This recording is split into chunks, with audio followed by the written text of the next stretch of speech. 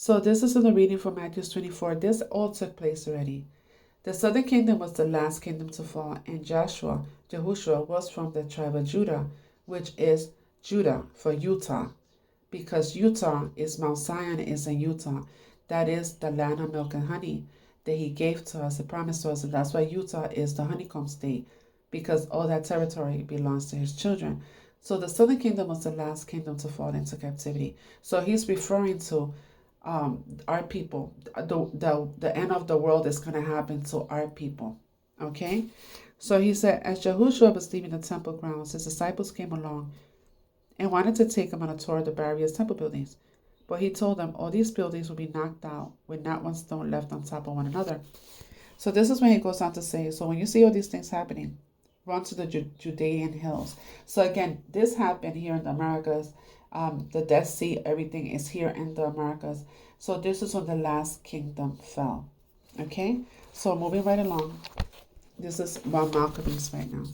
So in the reading of Mount Maccabees, I also explained that the king of Egypt and Babylon is the east coast of America.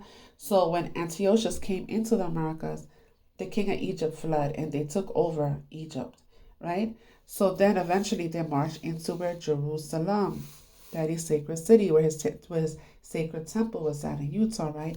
And they took everything from our table offerings, everything that we had, our bowls, everything that was for our offerings to Yahuwah, and they took it, and it's actually in Rome right now.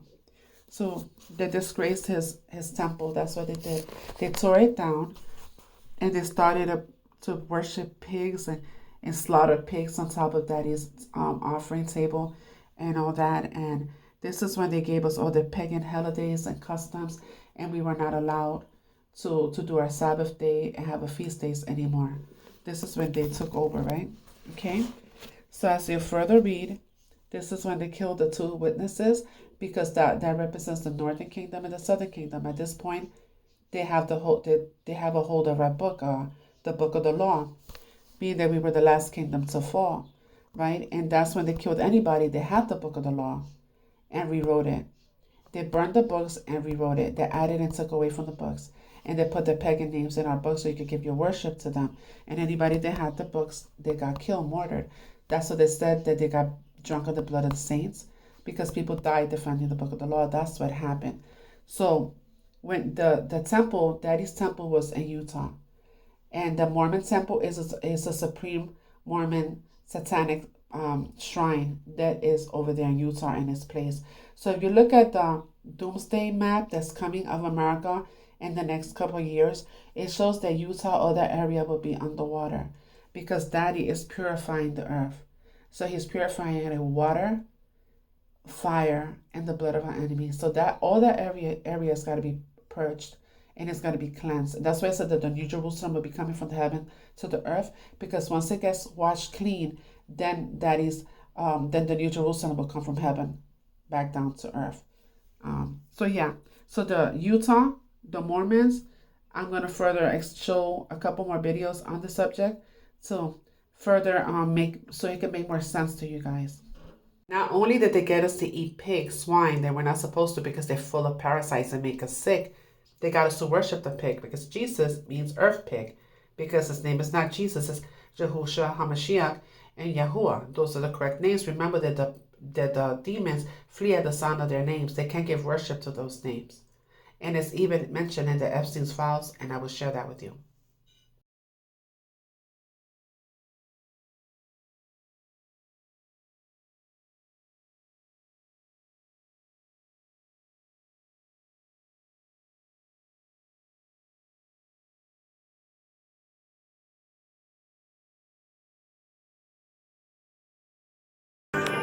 What that say? Jesus is a trick on who? Look what that say.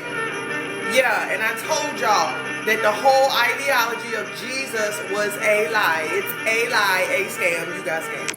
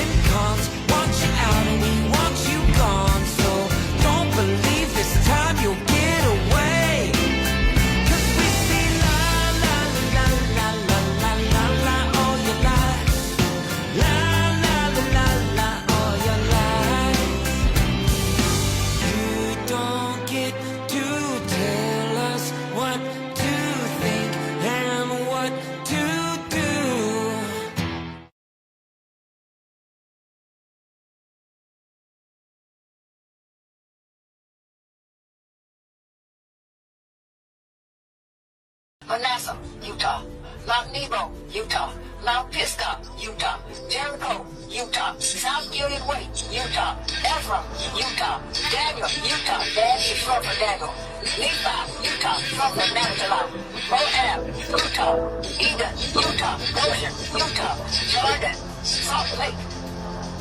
Mount Carmel Junction, Utah. North Eden Canyon, Utah. Zion Canyon, Utah. Zion National Park, Utah. Benjamin, Utah. All these places are in Utah. Joseph, Utah. Laverne, Utah. Providence, Utah. Salem, Utah. Salem, Jerusalem, Utah, nicknamed Beehive State. There's a mountain in east Nevada named Mount Moriah, and it is over 12,000 feet high. In Utah, not only have a return, but it runs out of a freshwater lake and into the Great Salt Lake, which is remarkably like the Dead Sea. There is also a Mount Nebo of the NEB in Utah, approximately 12,000 feet high. So yes, with evidence this fall, the rare human was in Utah. People try to say that it was the Mormons that gave these places in Utah biblical names to support their position as Jews. Wasn't the Mormons? This explanation fails miserably, because there are no 12,000 mountains in modern day Israel. The Mormon Church is the American Vatican. Started by Joseph Smith. Joseph Smith was a Freemason raised by a Freemason. The name of the Mormon territory is the Deseret, which means honeybee. The beehive is a prominent Freemason symbol. The foundations of Mormonism are Masonic. This is Masonic culture by another name.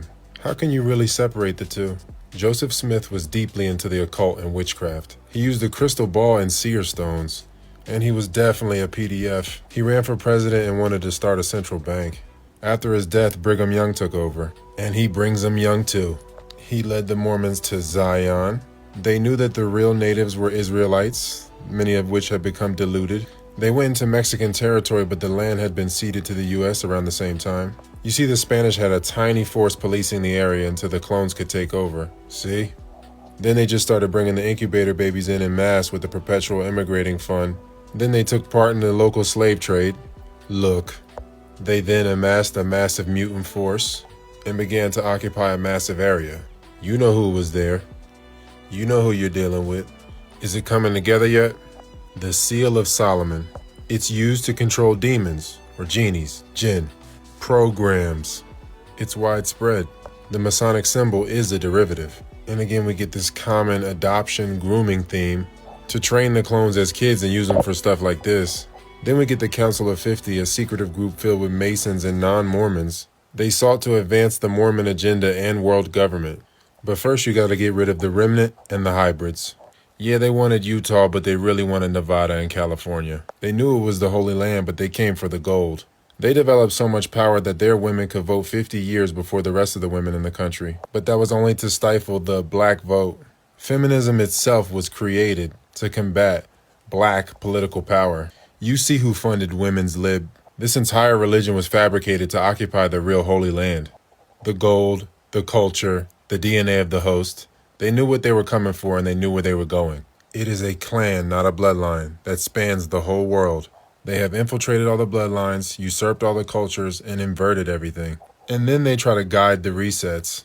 The original class of clones knew. The ones today are mostly oblivious. Whether it be Drake in New Albion or Hernan Cortez, they were coming for the same things. Cities of gold, and the people of light that made them. Who do you know that rug pulls like this? Over-leveraging and embezzling. And who do you know gets away with it? Here we go again. Guided reset. It's always the same clan controlling the controllers. I said what I could without getting myself deleted again. Ex-high-ranking Mormon reveals the startling and shocking dark truth behind Mormonism. Check this out. The next day, there's a knock on the door, and we open it up, and it's Mormon missionaries. And we join the Mormon church. Okay, you get baptized, and then after a year, if you mind your P's and Q's and pay your tithing and all of that, you're made an elder. That's what I was. I was an elder. And then later, I was made an elders quorum president. So that's like an administrative role right under the bishop. In the Mormon church, the bishop is the head of a local congregation. They call it a ward, W-A-R-D.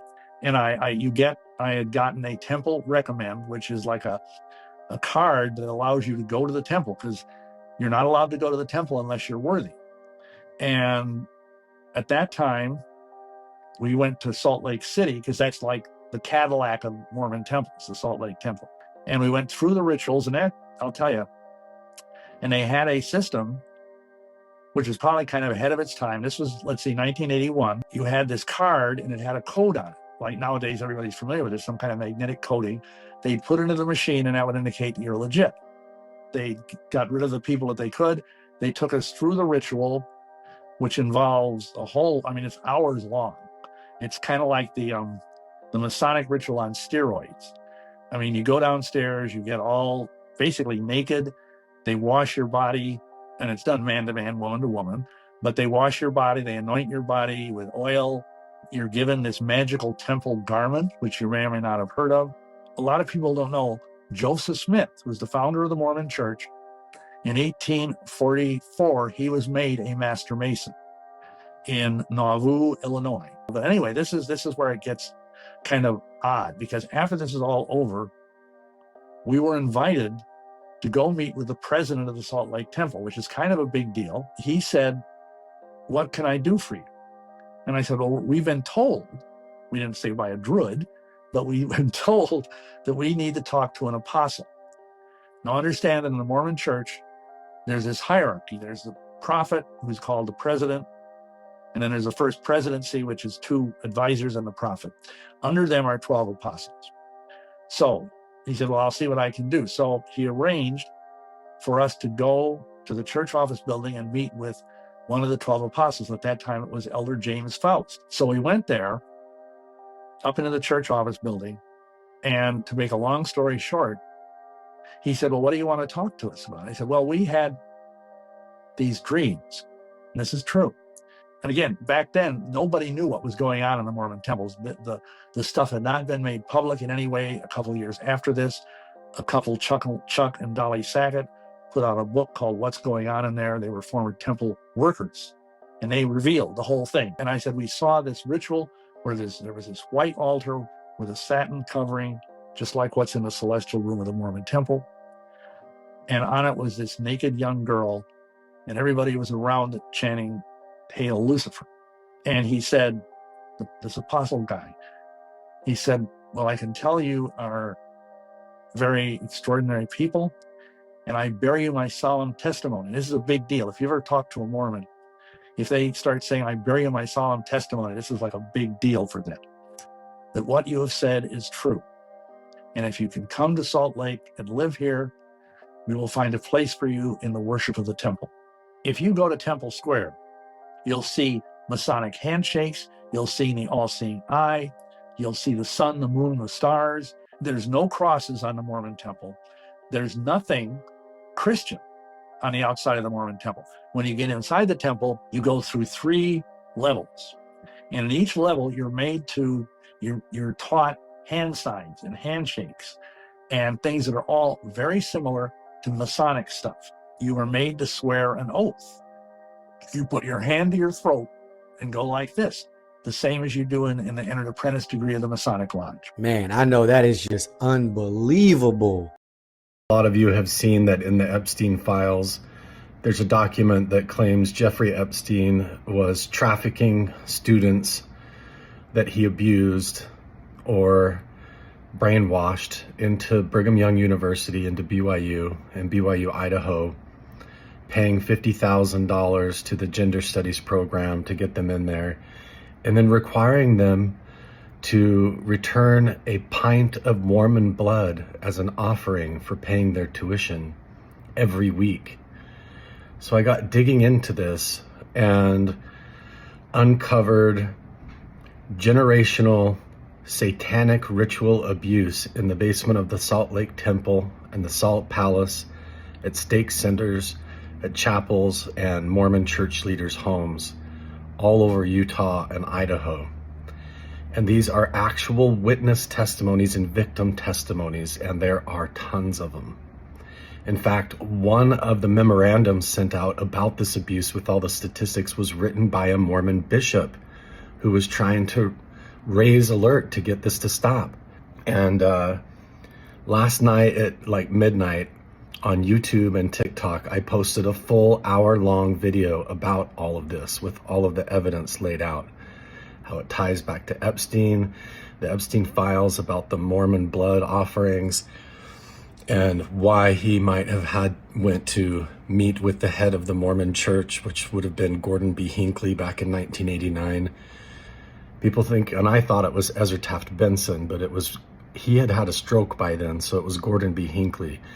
And in these accounts is Gordon B. Hinckley, Thomas S. Monson, Russell M. Nelson, and his daughter and son-in-law, high-level Utah politicians and attorneys doing satanic ritual abuse in the basement of the Salt Lake Temple. It's an hour-long video. It's not easy to get through, but you gotta go watch this video. You gotta go share it with people that are concerned about this, and something has gotta be done, because it is sick and wrong what these people are doing. When you listen to the actual victim testimonies, it is so disturbing and so upsetting. There's no way that they're lying about this. You've got multiple people from different counties and different places, and they're all telling the same stories, witnessing the same things. So please go watch it.